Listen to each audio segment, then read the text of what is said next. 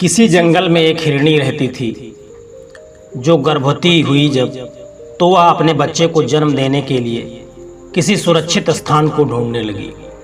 ढूंढते ढूंढते वह हिरनी नदी के किनारे ऊंची और घनी घास की झाड़ी को देखा तो हिरनी ने सोचा कि बच्चे को जन्म देने के लिए यह बहुत ही सुरक्षित स्थान है। फिर जैसे ही वह हिरनी झाड़ियों के बीच पहुंची उसे प्रसव की पीड़ा शुरू हो गई और इसी बीच आसमान में घने बादल छा गए जो एकदम बरसने के लिए तैयार थे और जोर की बिजली भी कड़कना शुरू हो गया, जिसको देख करके वह हिरनी घबराने लगी। और फिर अपने दाएं तरफ जब मुड़कर देखा तो उसने देखा कि एक शिकारी अपने बाण पर तीर लगाकर शिकार की तलाश में था। और फिर वह हिरनी बाईं तरफ जब मुड़ी तो उसने देखा कि एक शेर उस पर घात लगाए हुआ बैठा है। इस प्रकार आगे भी जंगल में घासों के बीच आग लग चुकी थी और हिरनी के पीछे तो नदी का अथाह जल था। ऐसी स्थिति में वह मादा हिरनी चारों तरफ से अपने मौत से घिर चुकी थी। चारों तरफ उसे खतरा दिखाई दे रहा था, किसी तरफ भी वह अपने आप को सुरक्षित महसूस नहीं कर रही थी। बेचारी हिरनी ऐसी स्थिति में क्या करती। वह एक तरफ जहां प्रसव की पीड़ा से व्याकुल थी तो दूसरी तरफ चारों ओर से उसके मौत घिरी हुई थी। वह किसी तरफ भी जाती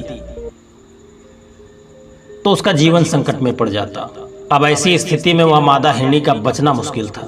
सामने भयंकर आग तो पीछे नदी का बहता पानी जो उसे डुबोने के लिए पर्याप्त था। ऐसी स्थिति में वह हिरनी शेर के हाथों मारी जाएगी या फिर शिकारी के हाथों उसका शिकार हो जाएगा। वह हिरनी अपने आप को नियति के हवाले छोड़ दिया और सोचने लगी कि जो भी होगा ईश्वर अच्छा ही करेगा। फिर इसके बाद इन सब बातों से वह बिल्कुल बेखबर हो गई और अपने बच्चे को जन्म देने लगी। दोस्तों, हम सभी के जीवन में कुछ ऐसा क्षण आता है जिसमें हम इंसान चारों तरफ परेशानियों से घिर जाते हैं और ऐसी स्थिति में हम कोई निर्णय भी नहीं ले पाते कि हमें कौन सा कदम उठाना चाहिए। और फिर घबराहट की स्थिति में कोई ऐसा गलत कदम उठ जाता है जिसकी वजह से हमें अनेक कठिनाइयों का सामना करना पड़ जाता है।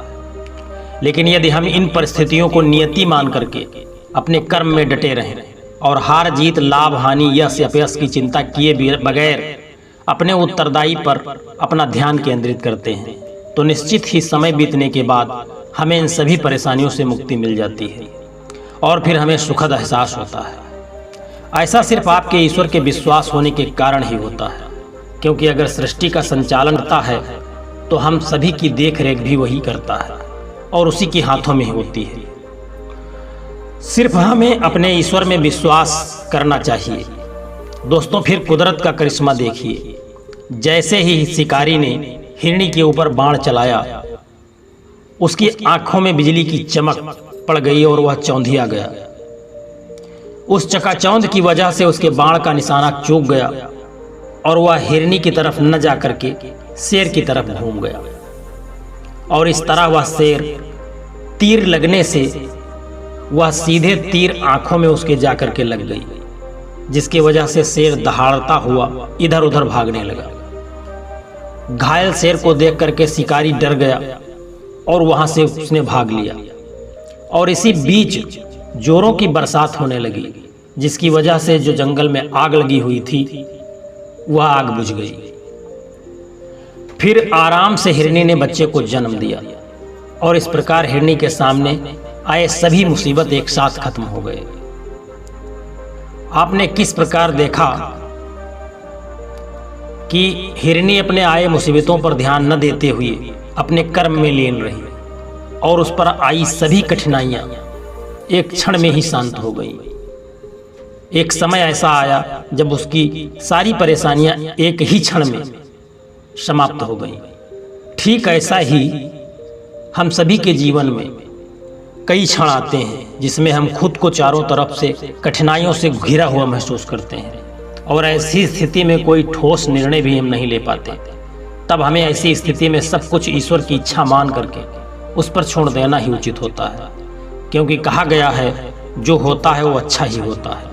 क्योंकि जैसा कि हम सभी जानते हैं कि हमारे जीवन मृत्यु का निर्णय तो ईश्वर के हाथों में है, फिर हमें क्यों इस बातों की व्यर्थ में चिंता करनी चाहिए। क्योंकि ईश्वर जो भी करता है वो हमारे भले के लिए ही करता है।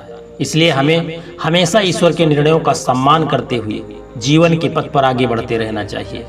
और यदि हम अपने जीवन पथ पर ऐसे ही आगे बढ़ते हैं तो कुछ ऐसे लोग भी मिलेंगे जो कि हमारे निर्णयों की प्रशंसा करेंगे।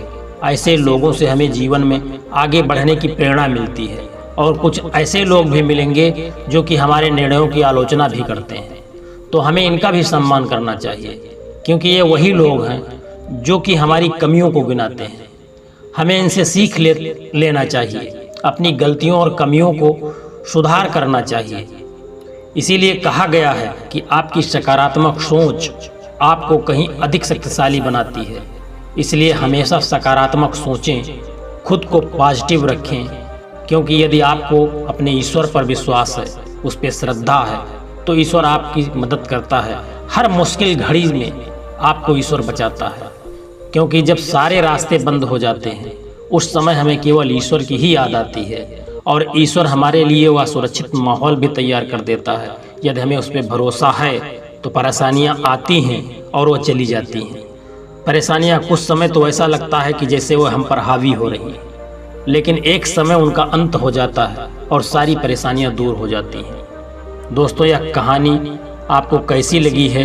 यदि इस वीडियो से आपने कुछ भी सीखा है तो वीडियो को एक लाइक कर देना और कमेंट करके यह जरूर बताना कि यह कहानी आपको कैसी लगी है।